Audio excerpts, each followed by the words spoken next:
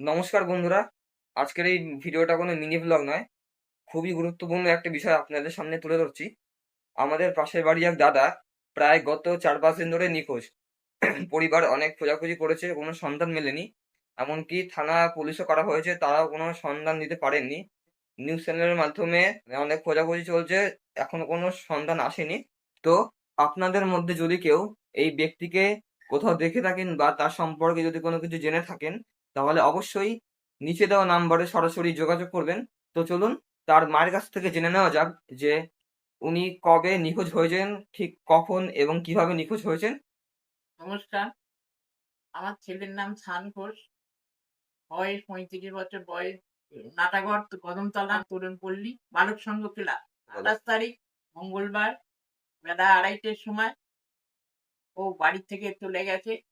আমি কিছু বলে যাইনি, এমনি বেরিয়ে গেছে। অনেক খোঁজাখুঁজি করেছি, এখনো আসেনি বাড়িতে। ২৮ তারিখ দুপুরবেলা ও চলে যায়, কিন্তু আগের দিনকে রাত্তিরে মাংস দিয়ে ভাত খেয়েছে। পরের দিনকে আর কিছু খায়নি। হ্যাঁ? বলল, "খাবো না, আমার জন্য এখন রান্না করবে না।" হ্যাঁ, আমি আসি, আসলে তারপরে রান্না করব। থানায় আমি ডায়েরি করেছি। ওদের নিখোঁজ বলে ডায়েরি করেছি। ওর মাথাটা একটু গন্ডগোল আছে। খবরের চ্যানেলেও বলা হয়েছে।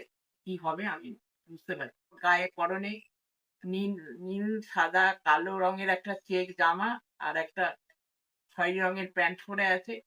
আপনারা যদি দেখে থাকেন, নিচে দেয়া নাম্বারে যোগাযোগ করবেন। তো আপনারা সবাই দাদাটার মায়ের কাছ থেকে সবকিছু শুনলেন যে কিভাবে কি হয়েছিল।